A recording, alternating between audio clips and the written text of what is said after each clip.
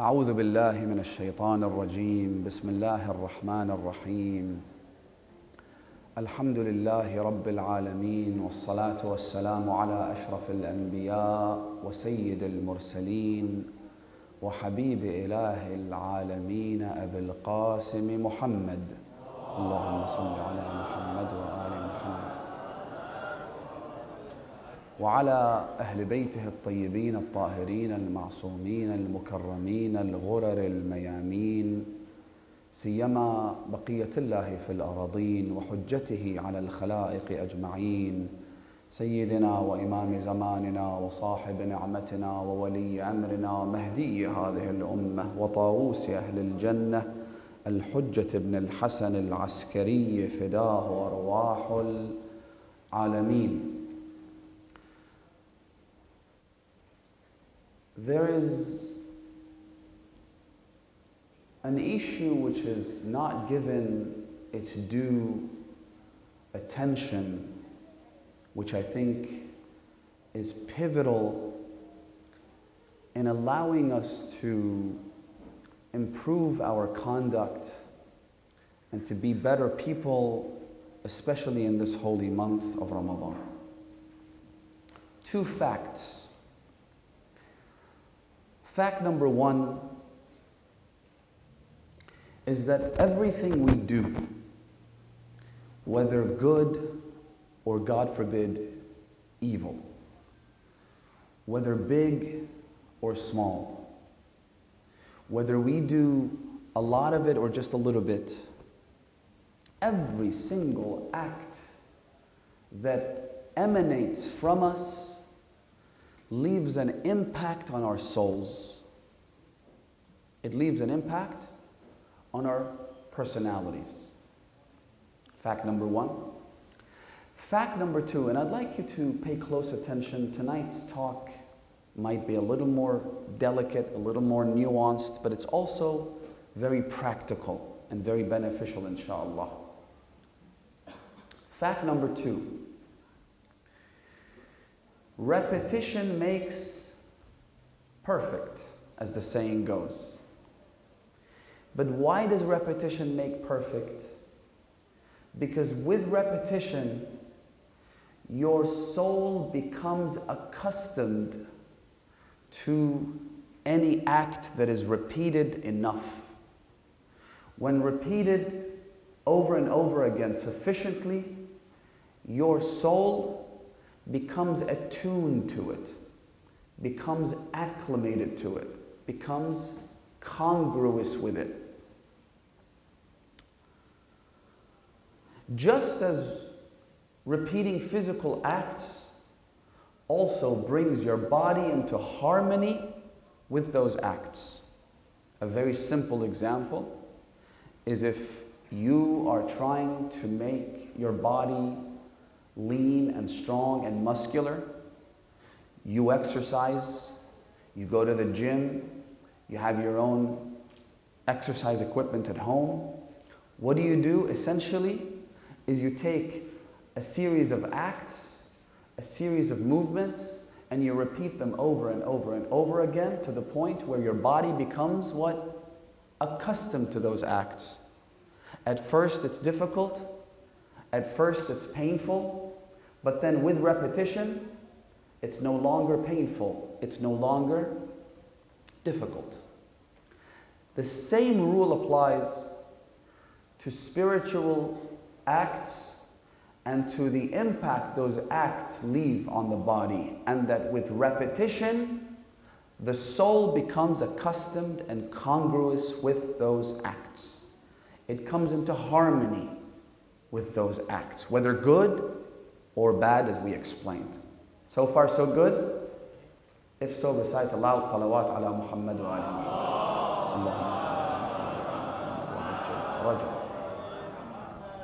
Let me give you an example to illustrate what I'm trying to say.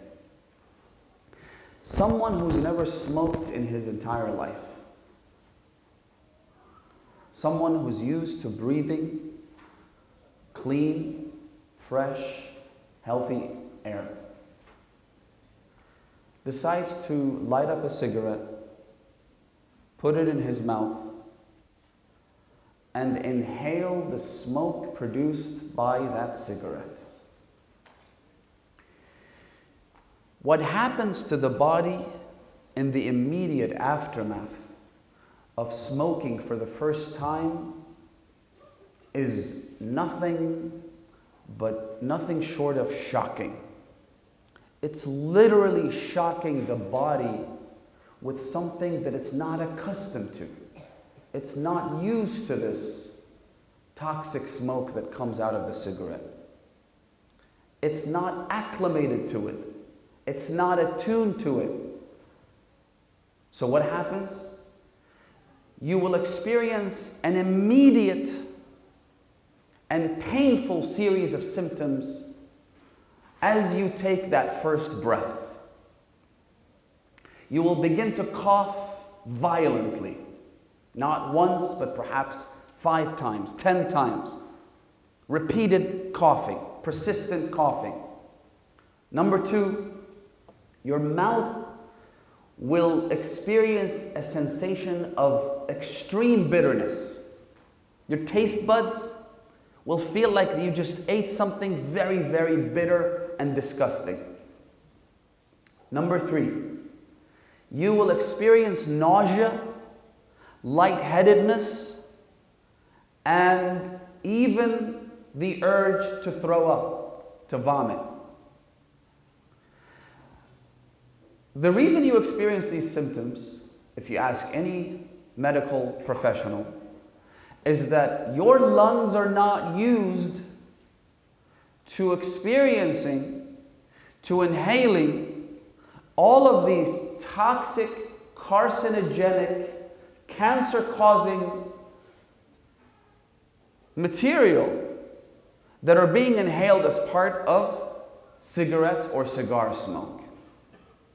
Because your lungs are not accustomed to these toxic chemicals, your lung immediately reacts to them. And that reaction is quite violent and truly extraordinary. The toxic chemicals in this smoke will impact your taste buds, as we said. They will impact your lungs. They will impact your breathing. You'll experience shortness of breath. They will even impact your digestive system. They will impact the glands in your body to the point that you will experience an increased production of phlegm. You might want to sneeze a few times. Your eyes will become watery. There's going to be mucus coming out of your nostrils. All of this is because you inhaled a little bit of smoke. Why? Once again, because you're just not used to it. Now, let's imagine this person throws the cigarette and comes back the next day. Now, doctors say that one of the worst symptoms and one of the worst consequences of smoking for the first time is that even a single cigarette will create dependency and an addiction for more and more. So let's say this person comes back the next day, and despite the nasty experience that he had the first time, decides to smoke another cigarette. This time the body will also react. He or she will also cough. There is going to be an increased production of phlegm. There is going to be spasm in the lungs. There's going to be the same negative and bitterly nasty experience as the first time, only a little less. So instead of coughing 10 times, you will cough 5 times. Instead of sneezing 5 times, you'll sneeze once or twice. The third time this person picks up a cigarette and smokes, the reaction will be slightly less even still. The fourth time, there is going to be a reaction, again, because the body isn't used to these carcinogenic chemicals going into the lungs, but it's now a little used to them more than the first time. So much so that a person who's been smoking for months or years, there will come a point when instead of feeling a bitter sensation in their mouth, by smoking they feel nothing but the sweet aroma of the cigarette. Instead of coughing, when this smoker, the chronic smoker, falls sick, catches a cold, has bronchitis or pneumonia, he or she will say to the person next to them, light me a cigarette, give it to me, and it'll make me feel better. It'll actually suppress my cough. Does it suppress their cough? It actually does, believe it or not. Instead of causing all those symptoms, it helps them suppress those symptoms. Think about that for a moment. Why does that happen? It happens because the first time that person smoked, he or she was incongruous, out of sync, out of harmony, not used to this toxic chemical.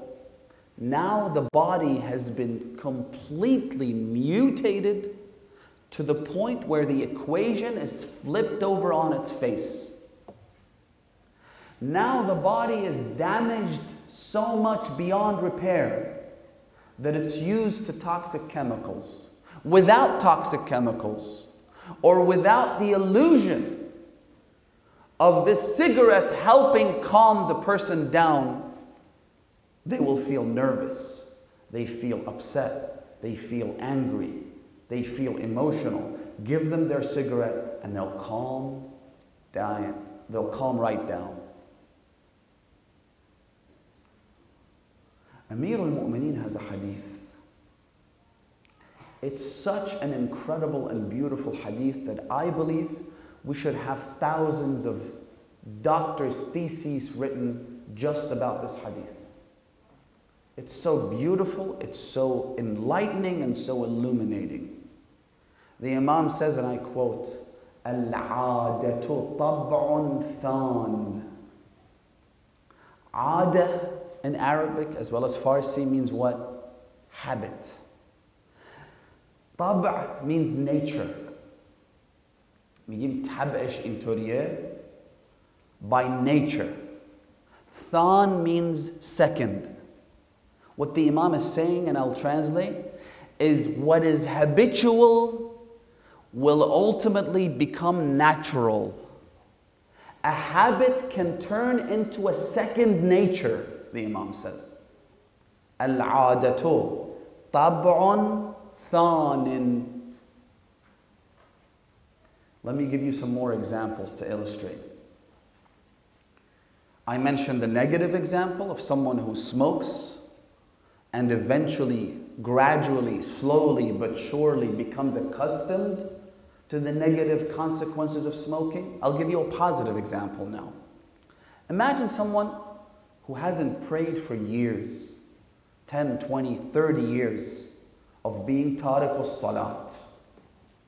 When this person wants to pick up the habit of praying once again, how hard will that be?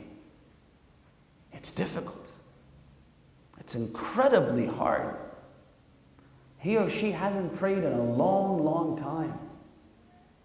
Maybe when they were kids they used to pray, but not since their teens, not since their adolescence. And now after all these years, they want to go back to praying. The very first time they pray is as difficult as when someone who is otherwise healthy decides to pick up smoking for the very first time. Their body will react negatively. Their soul will react negatively. They just can't do it. Tariq as-salat is someone who hasn't prayed in a long time. Now you might find this strange because you and I were blessed by parents who taught us to pray from the age of 6. It's recommended, by the way, to get your kids to start praying at the age of 6. If you can do so before that, it's even better. Alhamdulillah, in religious families, in families where faith and belief in Allah subhanahu wa ta'ala, the love of the Ahlul Bayt, takes center stage and isn't just some afterthought, kids will learn to pray on their own. Parents don't even have to tell them to pray. They might have to remind them every once in a while to drop that tablet or that gaming console and get up and pray. But generally speaking, kids who grew up in a household where the parents prayed, other siblings prayed, even at the age of 3 or 4, they will come and join the prayer, which is wonderful, it's beautiful. And so for you and I, praying comes naturally. It's salat time, I have to go pray. It's natural. My body, my soul is congruous with prayer.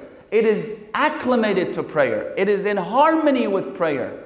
But someone who's never prayed will find it difficult. So the first time they decide to pray, it's incredibly hard. The second time, slightly less so. The third time, slightly less so. By the 10th, 11th time, their souls have become accustomed to prayer again. So whether good or bad, habits turn into second nature. If you understand this law, brothers and sisters, and if you put this law into practice in your everyday lives, you'll be amazed the kind of results that you can get. Al-'adatu tab'an than, as the Imam says. Let me give you some more examples. Abdul Malik ibn Marwan, who was one of the khulafa of Bani Umayyah, alayhim la'inullah. Abdul Malik was such an evil and oppressive tyrant that Hajjaj ibn Yusuf al-Thaqafi was just one of his governors. You've all heard the name of Hajjaj. Hajjaj, who was one of the most demonic rulers that the history of Islam and perhaps human history has ever witnessed. And yet this Hajjaj was one of the appointed governors of Abdul Malik ibn Marwan, which tells you enough, tells you all you need to know about Abdul Malik and who he was. There is a Sunni scholar by the name of Az-Zuhari who was close with Abdul Malik, as many of their scholars are. So he says, one day I went to meet Abdul Malik ibn Marwan in his palace. I went in. It was the holy month of Ramadan, and yet he was sitting on a table, eating like there's no tomorrow, during the time of Siyam. He was eating. So he says, I looked at him. Not only was he eating, as Zuhari says, he was drinking alcohol in the month of Ramadan. He says, I told him, Ya Khalifat al-Muslimin, you claim to be a Khalifa and a successor of Rasulullah. At least pretend like you follow the tradition of the Prophet. Don't sit here in the month of Ramadan and eat and drink intoxicating beverages. It's not good for you. It's not good for your image. It's all about their image, right? In fact, what these religious faith scholars did, all they did was try and give legitimacy to these oppressive rulers. They weren't there. He's not trying to guide this person. He's only being paid in order to allow him to watch out so he doesn't lose legitimacy in the eyes of his subjects. He said to him, at least pretend like you care about the Prophet. Don't drink alcohol while everybody else is fasting. Now, why is this historical reference important? Because Abdul Malik ibn Marwan himself says what I'm about to tell you. It's not some analysis, it's not my own reading of the situation. Abdul Malik says to Az-Zuhari, he says, you know, one day, a long, long time ago, if I ever accidentally stepped over an ant that was crawling on the ground, my conscience would hurt me so much I wouldn't be able to sleep the night. And yet now, Hajjaj, my governor, sends me reports every day saying that every single day I kill 60 of the Alawiyyin, whose only crime is that they have a blood relation to Ali ibn Abi Talib. Every day I crucify 60 of them. Every day, I behead 60 of them. Men, women, children, I don't care. Every single day, Hajjaj sends me this report, and I couldn't care less. I never sleep, I never lose any sleep over that.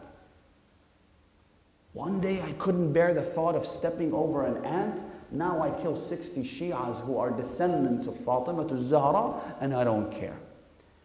Then he says to Zuhari, he says to him, forget about food, forget about alcohol. If I were served fresh blood, I would drink it right now. He himself says that. Now let me ask you this. How does someone turn from being so tender and kind and compassionate to one who kills a human being without so much as blinking? How does that happen?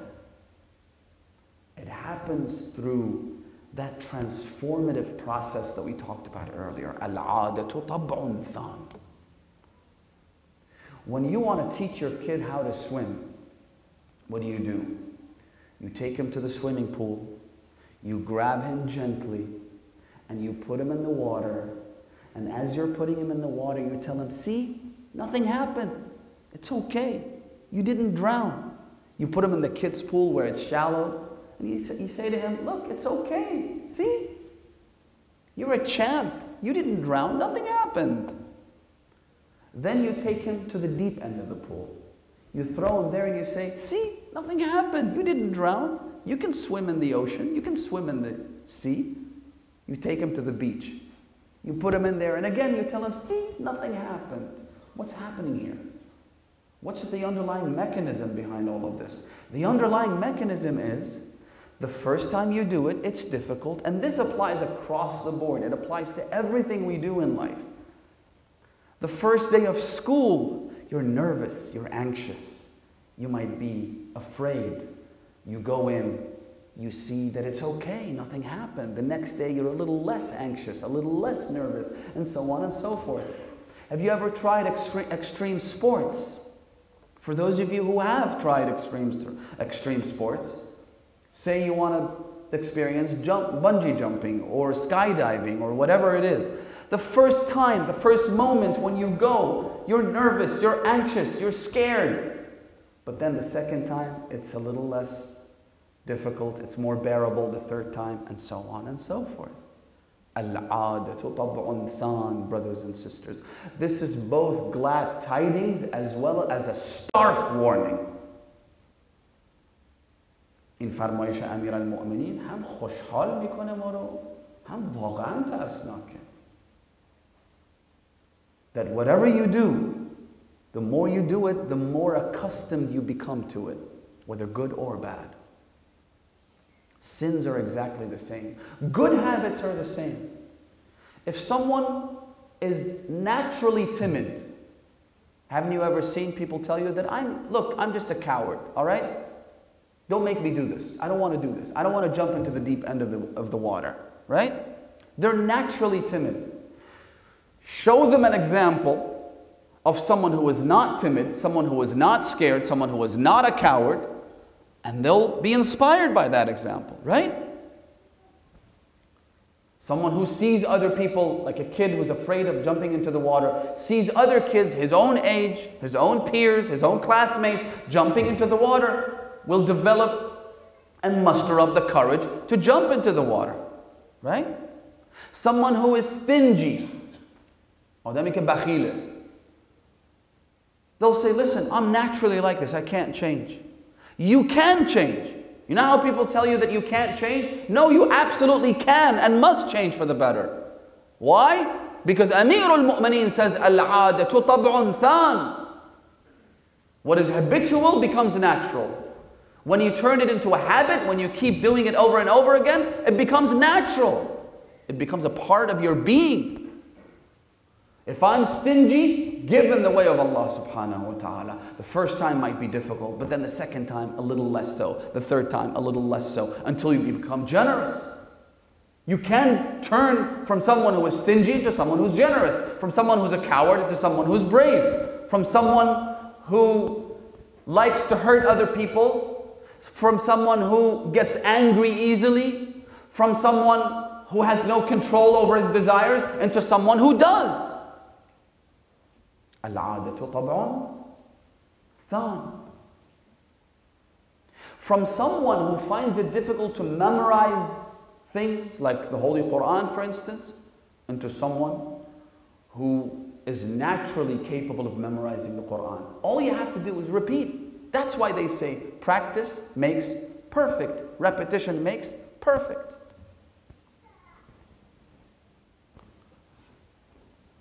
And so, it's very much possible for an otherwise good person to become bad.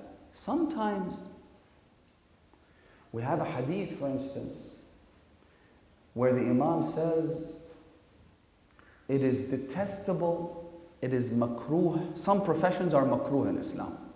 One of them is to be a butcher.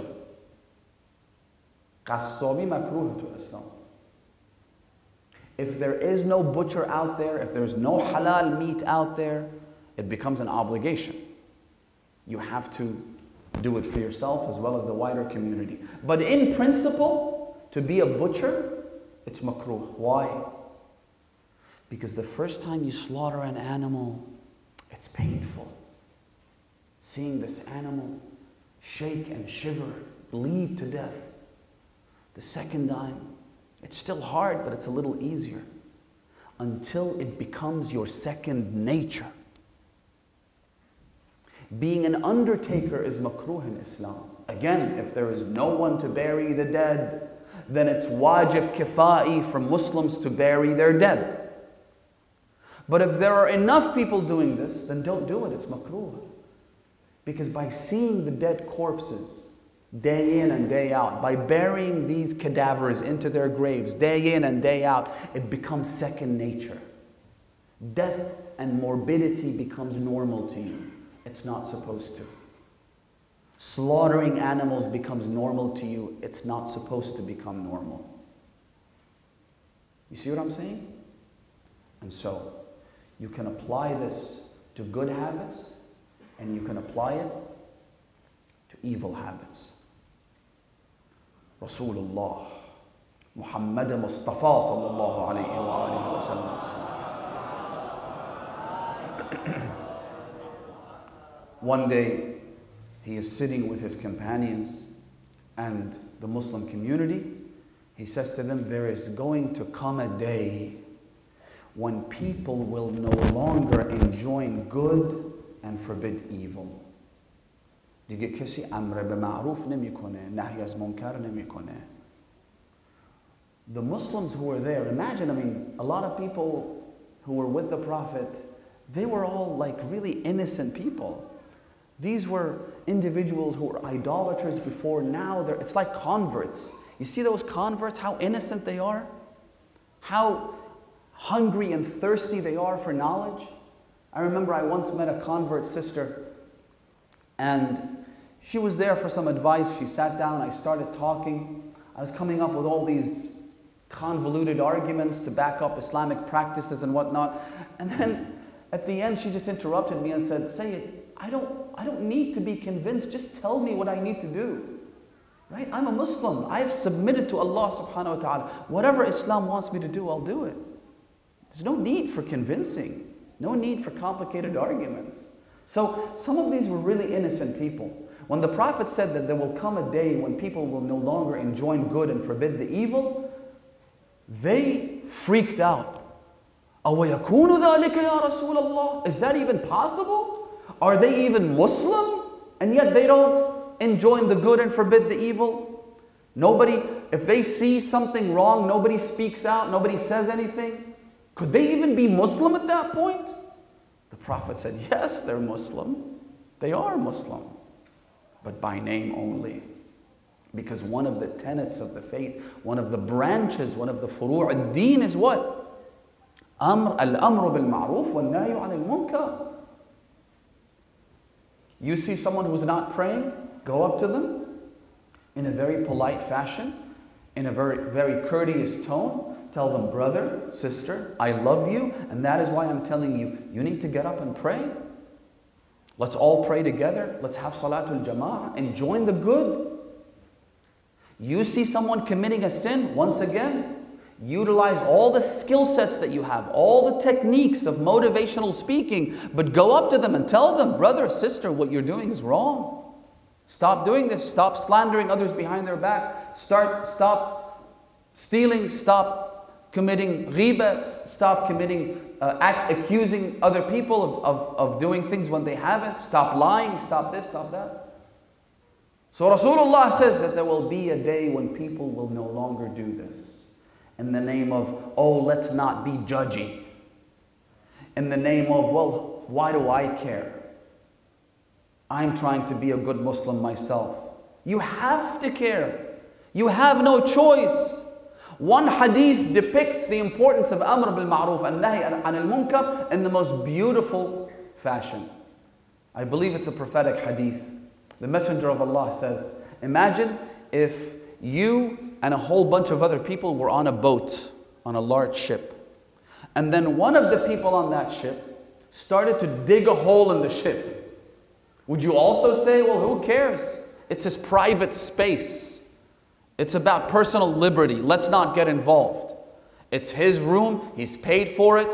He's got a ticket. He has a legal right to be there. He can do whatever he wants, even if it's digging a hole in the same boat where everybody else is sitting on. The problem is when there is a sin being committed in the community, it affects us all. When someone fails to fulfill their religious obligations, it affects each and every one of us. So the Prophet says, one day will come when people will no longer do this. Then he said, a day will come when people will fail to recognize what is good and what is evil. They won't even know what to say anymore. They don't know if this act is good, so they would enjoin it, or whether it's bad, so that they would forbid it. There is so much confusion in the world today. How does this confusion come about? Because we're accustomed to evil. We're no longer accustomed to that which is good. That's why it's important to keep the company of people who are pure. Choose good friends for yourselves. And when I say good, I mean good, God-fearing, moral, and good Muslims who love Ali ibn Abi Talib and put that love into practice. Sometimes I find it strange that some of us don't care about the choice of friends that we have. Oh, he's my best friend, although he has this big problem in their beliefs or big problem in their actions, but he's my best friend. I can't really do anything about it. We get along so well. When you're not supposed to get along so well. If that person had rabies, if that person had syphilis, if that person had leprosy, you wouldn't get along so well now, would you? If they had a contagious disease, you'd keep a distance. But when it comes to morality, when it comes to faith, when it comes to putting your religion into practice, we're willing to disregard all of that. Oh, he's kind to me. He lets me share his sandwich at lunchtime. So what? That's how we become confused. That's how we can no longer distinguish between right and wrong. So the companions freaked out again. Ya Rasulullah, awa yakunu dhalik? Is that even possible? Are they even Muslim? Yes, they are. The Prophet then said, there will come a day when people are so confused that they will enjoin evil and forbid good. They will actively tell you to do that which is wrong. I want to go to Hajj this year. What are you doing going to Hajj? You're so young. Haven't you ever heard that before? You're going to ziyarah. You go to ziyarah too often, man. Make a living for yourself. Try and earn more money. What are you doing ziyarah twice a year? Haven't you ever heard that before? I want to get married when I'm young. What are you even thinking? You're only 27 years old. You're still practically a baby. You're getting married too young. You're getting married, subhanallah, instead of encouraging them to do the right thing, to complete half of their religion, 2/3 of their religion, as the Prophet says. Instead of encouraging people to do ziyarah, instead of encouraging people to have more children as the Prophet instructed us to have more children. You have people instructing us to do the exact opposite of that. يَأْمُرُونَ بِالْمُنْكَرِ وَيَنْهَوْنَ عَنِ الْمَعْرُوفِ. The Prophet said that is the sign of the end of times. That is a sign where religion لَمْ يَبْقَ مِنَ الْإِسْلَامِ إِلَّا اسْمُهُ وَلَا مِنَ الْقُرْآنِ إِلَّا رَسْمُهُ. The Prophet says.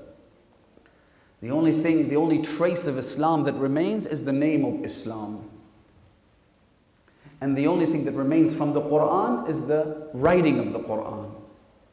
Yeah, we have copies of the Quran, but does anyone ever read it? Other than in the month of Ramadan. Does anyone even try to apply those verses? Contemplate and ponder over those verses? Sadly, not anymore. How does that happen? Once again, it happens through habit. Amir al-Mu'mineen says in the hadith, الخير كله عادة والشر كله عادة. Good is entirely made up of habits. In other words, turn a good deed into a habit and you become good. Turn a bad deed into a habit and you become bad. غيرة, unfortunately there is no English equivalent for the word غيرة. By looking at people of the opposite gender with lust, you are stepping over your ghira. You're stepping over your sense of being protective of your desires and the desires of the people around you. Being protective of the honor of your wife, your husband, your parents, your children, your brother, your sister. If a man looks at a woman with lust, he's stepping over his ghira. If a woman looks at another man with lust, she's stepping over her ghira. And then with time, with this practice becoming habitual, it becomes a lot more normal, a lot easier to commit greater sins. When someone commits adultery, God forbid, when someone commits fornication, it's never, oh, we were talking and one thing led to another and before we knew it, we made that mistake. It's not just one mistake. This is the culmination of a million other mistakes that preceded it. That's why we have a hadith that say that when a woman is sitting on a seat or a chair, if she gets up and leaves, do not, as a man, it's makruh to sit on the same seat until it cools down. You might be thinking, why is this a thing? A woman was sitting on that seat, now I'm sitting in the same spot. How does this make sin normal? How does that bring me closer to committing acts of transgression against Allah subhanahu wa ta'ala? Well, maybe that doesn't, but that's the very first step. By sitting on a warm seat, you might start thinking about the person who was sitting there. And by thinking, you start to contaminate your thoughts. And when you contaminate your thoughts and you start fantasizing, the Prophet says that by contaminating your thoughts and thinking about sin, it's like lighting a fire inside your home that's unprotected, right? You may not burn the house down, but you will fill it with smoke. By thinking about sin, by pondering over sin, by fantasizing about committing acts of sin, you're lighting a fire inside your mind that may not burn you, it may not make you commit that sin, but at the very least it fills your mind with those toxic chemicals which may lead into the sin somewhere down the line. That's how someone who is otherwise good becomes bad. Someone who is otherwise kind becomes so evil. How many of these do we see around the world today? How does someone get to the point where they kill 1,000 people a day in, say, Yemen, for instance, and not care? Sometimes, let me mention this as well, sometimes it comes in the form of video games. So many studies have been conducted about the negative consequences of playing violent video games, or video games that have sexual innuendos, mature age content as they call them. These video games, brothers and sisters, if you watch a character that is supposed to be you, you're controlling that character, you're controlling the so-called hero of the game, right? Playing this game over and over again for hours on end, where the object of the game is to steal cars, beat up their owners, throw them out of their vehicles, get into that car, then go around a rampage in the city, ramming every single pedestrian. Honestly, brothers and sisters, let's be candid about these things. This leaves an impact on you. It affects you negatively. Any violence, whether imaginary, illusionary, digital, or otherwise, it really doesn't matter in what form it comes. You might say to yourself, but I'm not doing that. It's not real. I'm just sitting here peacefully, comfortably. I'm a civilized human being. But you'd be amazed how many civilized human beings turned out to be monsters. Thanks to video games, thanks to movies, thanks to cartoons. Even the so-called innocent cartoons that they show on television, that's supposed to be family friendly, that's supposed to be child friendly. You can't even trust those anymore. And I'm addressing the parents here. It's important that you look into these. Don't just be content with, I'm busy, I'm at work, or I'm cooking, or I'm reading a book, while my son or my daughter is there sitting down watching something on TV that is supposedly family friendly. What is family friendly to the government body that assigns the ratings to those films and cartoons may not be family friendly as far as our values are concerned. As far as our teachings, the teachings of the Imams and the Ahlul Bayt alayhim as-salam. Do you know how precise the teachings of the Imams are? There are examples that I don't want to mention because perhaps the majlis isn't suited for that. But marriage is one of those issues. How many times does the Holy Prophet of Islam have to tell us that it's important for young people to get married while they're still young, while they're unspoiled, while they're still pure, before they contaminate themselves, before they contaminate their bodies, before they contaminate their spirits, which is more important? How many times did Islam have to instruct us to do these things? And yet you still have people who say, well, the times have changed. What has changed about the times? People have less desire now than they did 14 centuries ago? People's temptations are tingled less often than they were 14 centuries ago? People are exposed to sin less often than they did before?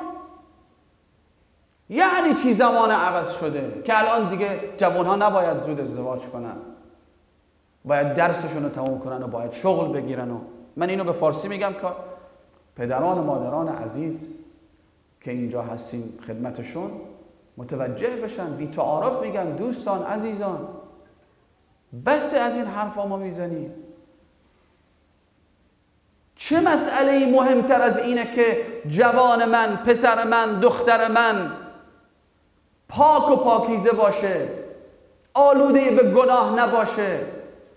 چرا ما درس و بحث و کار و پول و دنیا و این مسائل رو مقدم میدونیم بر دین و ایمان و پاکیزگی روح این جوانامون؟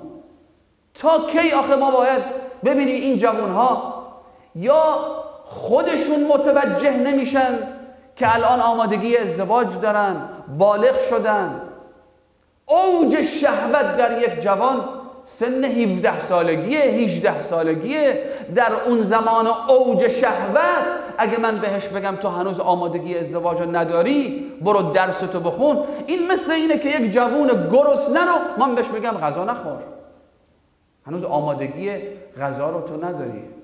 یعنی چی آمادگی غذا خوردن رو نداره؟ این چیه؟ من به خدای جل و علا من نمیفهمم. گرسنشه میخواد غذا بخوره، اگه من بهش غذا دادم، غذای سالمم دادم میخوره، اگه ندادم به والله بره بیرون غذای ناسالم بخوره، مسئولیتش به گردن منه.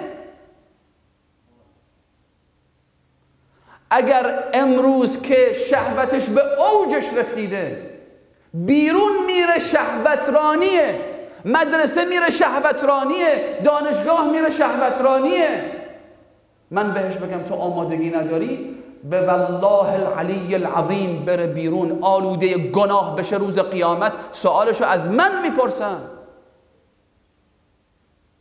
مسئولیتشو من تحمل میکنم، من پدر، من مادر، من عمه، من خاله، هر کی که میخواد باشه.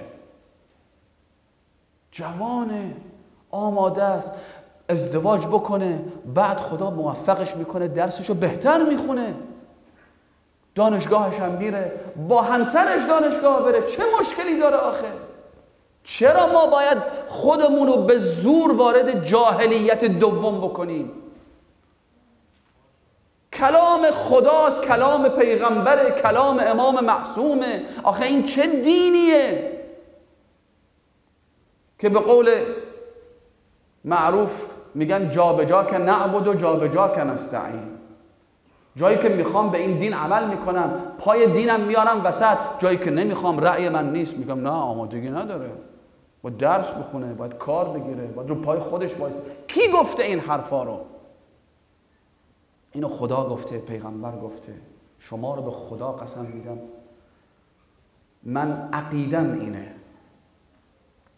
که حداقل نصف مشکلات اجتماعی ماها که در مخصوصا اونهایی که در کشورهای غربی زندگی میکنن، نصف این مشکلات با ازدواج سریع هم معنیش اینه که در همون 17 سالگی 18 سالگی، اون وقتی که قانونا حق ازدواج داره دیگه، قبل از اون دیگه من کار ندارم، ما وقتی قانونا میتونه ازدواج کنه، نصف مشکلات ما حل میشه اگه ما به این فرمایش اهل بیت عمل بکنیم. اگه خودش متوجه نیست و نمیفهمه، وظیفه من پدر و مادره که بفهمونمش. اما مصیبت ما میدونید کجاست؟ اون وقتی که این جوان میخواهد ازدواج بکنه، پدر و مادر سد معبر میشن. نعوذ بالله. این میشه همون که یأمرون بالمنکر و ینهون علی المعروف. از واجبات یک پدر جهت و نسبت به پسرش، حدیث از امام معصومه، از واجباتش اینه که وقتی این پسر بالغ میشه بذاره ازدواج بکنه. بگذاره ازدواج بکنه یعنی اصلا مخارجش هم خودش بده، من پدر باید بدم مخارجشو. وقت ما دیدیم تو اجتماع بهش میگه بله باید بری رو پای خودت وایسی، من خرج ازدواجتو نمیدم، میخوام ببینم تو مرد شدی. مرد بودنش روزی بود که بالغ شد. دوست عزیز، برادر من، پدر من، اون روزی که بالغ شد اوج شهوتشه. نذاریم اون شهوت بره به جایی بکشه که آلوده بشه، فردا هم با همون همسرش وقتی یک روزی ازدواج میکنه دیگه بالاخره با اون همسرش مشکل پیدا میکنه یا همسرش باهاش مشکل پیدا میکنه، اون نتیجه اون آلودگی گناهه که وقتی 18 ساله بود آلوده شد. بعد میگیم مشکلی نداشتن، چرا طلاق گرفتن از هم دیگه؟ چرا با هم دیگه مشکل زناشویی دارن؟ این همون آلودگی گناهه دوست من، این آثار گناهه. خب دیگه بحث رو جمع کنیم. میخوام این عرض کنم دوستان عزیزان، یکی از مشکلات بسیار بزرگ فرهنگی که ما داریم مسلمون ها و شیعیانی که در کشورهای غربی زندگی میکنن اینه که اسلاممون میشه یک اسلام غربی، یعنی طعمش میشه طعم همون محیطی که ما توش هستیم. اگه بقیه مثلا میانگین سن ازدواج در این کشور فرض بفرمایید 27 ساله، همون 27 سال خوب میشه. کی میگه اینو؟ اگه ما پیرو ائمه اطهار هستیم ببینیم اونها چی گفتن. اگه پیرو اونها نیستیم که هیچی دیگه، راحت باشیم، زندگیمون رو اصلا کلا عوض کنیم، دین و ایمان هم بذاریم کنار، شعار ندیم اینقدر آی من مسلمانم، آی من شیعه علیم. شما ببینید اهل بیت کی ازدواج کردن، بچه هاشون رو کی کمک کردن ازدواج بکنن. خب خدا انشاءالله این توفیق ما بده که اولا اون چیزی که نمیدانیم یاد بگیریم، اون مسائلی که بهش متوجه نیستیم متوجه بشیم و آن چیزی هم که میدانیم بهش عمل کنیم. خدای نکرده روز قیامت دست و پای منو نگیرن بگن پسر تو یا دختر تو مرتکب گناه شده، تو باید بیای جوابشو پس بدی. من خودم با بدبختی خودم روز قیامت چیکار میخوام بکنم آخه؟ که حالا تازه باید بیام جواب کارا و اعمال و گناههای پسر و دخترم من بدم. این چه بدبختی آخه؟ نعوذ بالله. خب دیگه بحث رو جمع کنیم. ببخشید، معذرت میخوام، حرفاییه که باید گفته بشه، وظیفه بنده است. من به خدا یه جاهایی میبینم که حرفمو باید بزنم، حالا بعضیا شاید ناراحت بشن، خدای نکرده کسی فکر نکنه من مورد خاصی در نظر داشتم، نه، یک حرفای کلی و باید زده بشه، فرهنگ سازی باید بشه و این فرهنگ سازی با من و شما و شروع میشه. من پدر، شمای پدر، شمای مادر تصمیم باید بگیریم که ما پیرو کلام خدا و پیغمبر و ائمه باشیم، نه هوا و هوس خودمون، نه دل بخواه خودمون، من چی میخوام، من چی خیال میکنم خوبه. بله اون زمانهای قدیم تو افغانستان و تو ایران زود ازدواج میکردن، بی خود کردن، نیست همچین چیزی. به خدا قسم اون زمانهای قدیم مردم خیلی پاکتر بودن، زندگیشون خیلی تمیزتر بود، مشکلاتشون کمتر بود، مشکلات زناشویی و طلاق و بدبختی هایی که امروز ما داریم میبینیم نداشتن به خدا. چرا؟ برای اینکه عمل میکردن به فرمایشات اهل بیت. دین اسلام اینطوریه که وقتی ما بهش عمل بکنیم به خدا قسم دنیامون خوشه، آخرتمون هم خوشتر، دنیامون خوب میشه، آخرتمون هم بهتر. انشاءالله که خدا این توفیق رو نصیب همه ما بکنه. بله، قساوت قلب تا اون حدی رسید که دیگه رحم به کسی نمی کردن، نه بزرگ، نه کوچیک، نه زن، نه مرد.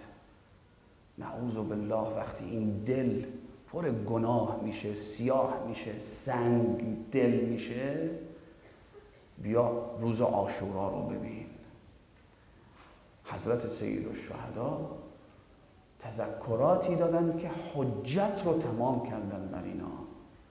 حضرت فرمودن که تو تمام دار و ندار منو کشتید، همه اولاد منو کشتید، برادرای منو کشتید، حالا یه بچه شیرخواره 6 ماهه آوردم جلوی راه شما. آخه یه بچه شیرخواره، یکی از دوستان قصه ای تعریف میکرد، حالا من واقعش نیت نداشتم به این جاها برسم ولی دیگه خلاص الهام خداوند متعاله. میگه ما تو راهی بودیم داشتیم میرفتیم از یه شهری به یه شهر دیگه، ماشینمون خراب میشه و همینطوری ماشین وای میسه برای خیابون و ظاهرا خیلی اونجا ماشین تردد نمیکرد.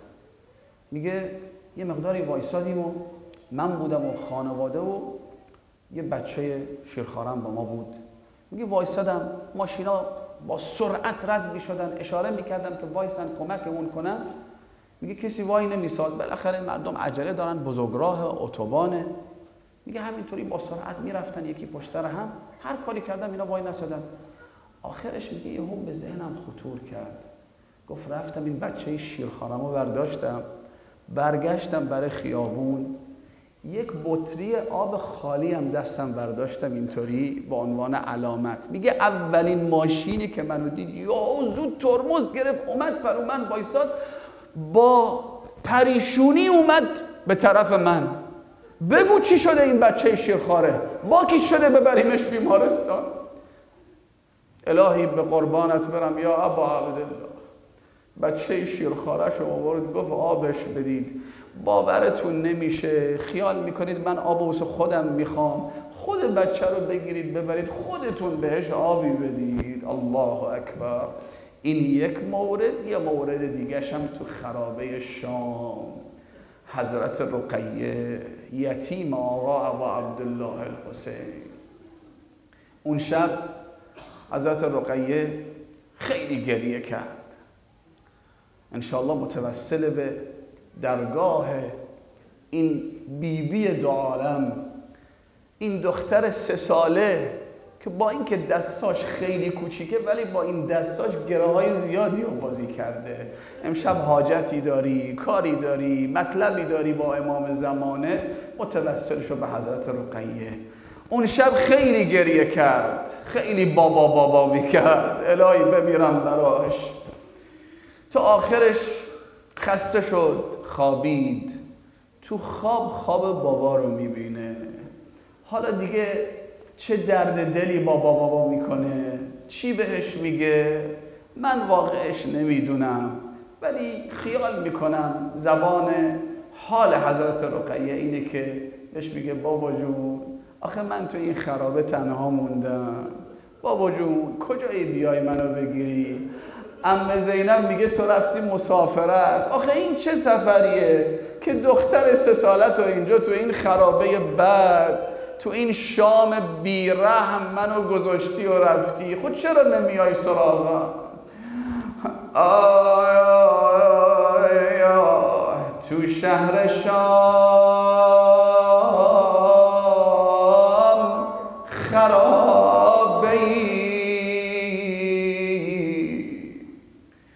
تو شهر شام خرابه‌ای،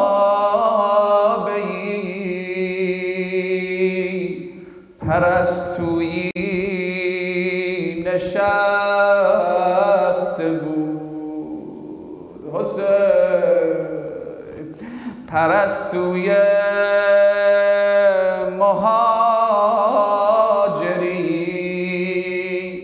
مهاجر 3 ساله‌ای، به گوشه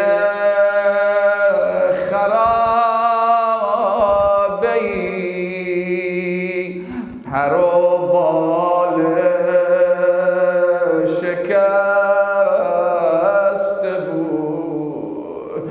این نازدانه ابا عبدالله به یاد بابا میفته، از خوابش بیدار میشه. عمه جان بابای من کجا رفته؟ راستشو بگو.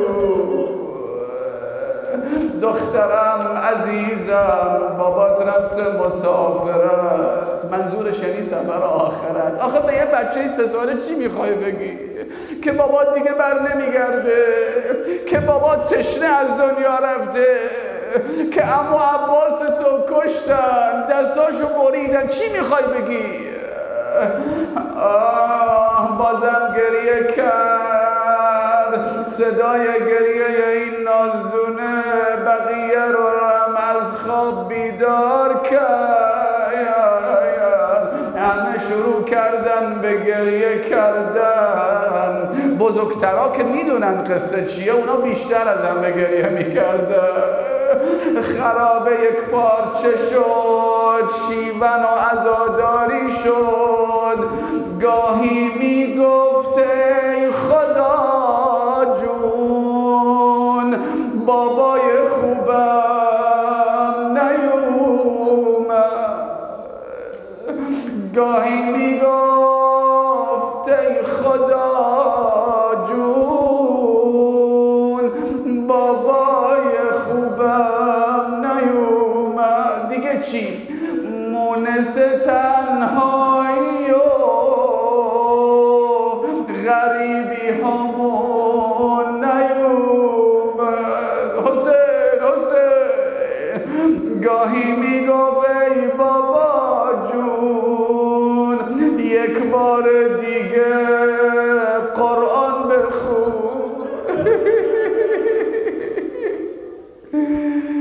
خب حالا باید این نازدونه رو آروم کنن، ساکتش کنن. رسم تو ماها به خدا ناز یتیم رو میکشن. همه جای دنیا یه یتیم که میبینی چی کارش میکنی؟ دست میزنی روی سرش، آرومش میکنی، نازش رو میکشی. رسم تو ماها به خدا ناز یتیم رو میکشن. اگه بهونه بگیره براش عروسک میگیره. اما بگم از شامیان با همه خیلی فرق داره. چطوری؟ اگه یتیم گریه کنه سر باباشو میاره. آی حسین یک بار دیدن خراب روشن شد. الله اکبر. این نازدانه با خوشحالی و عجله دوید جلو. آیا بابای من حسین اومده؟ تا اومد رو پوش و برداشت، یه وقت دید سر بریده یا باباشه. لسان حاله، انگار میخواد بگه بابا الان فهمیدم چرا سراغ من نمیای. بابا نمیدونی چه کاری با من کردن. بابا جون چرا من یتیم شدم. آه بابا جونم نبودی هممونو کتک زدم. بابا جونم نبودی هممونو کتک زدم. بگم یا نه؟ بابا میونه همه ما عممونو خیلی زدم. همه بگید مظلوم حسین،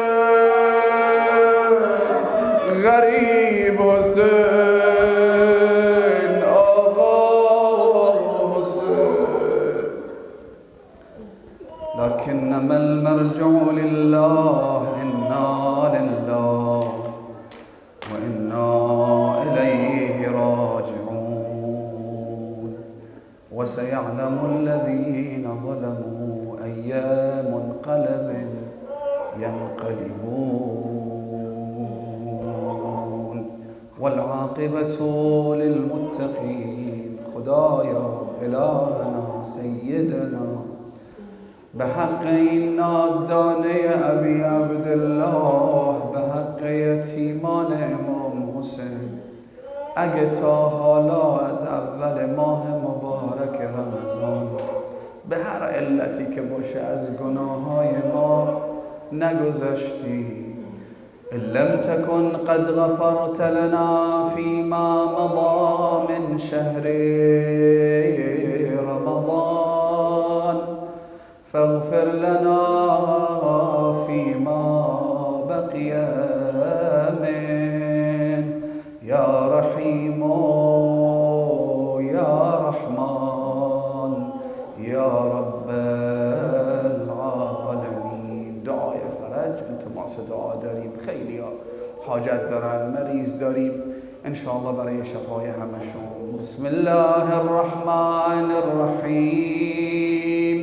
اللهم كن لوليك الحجة ابن الحسن صلواتك عليه وعلى آبائه في هذه الساعة وفي كل ساعة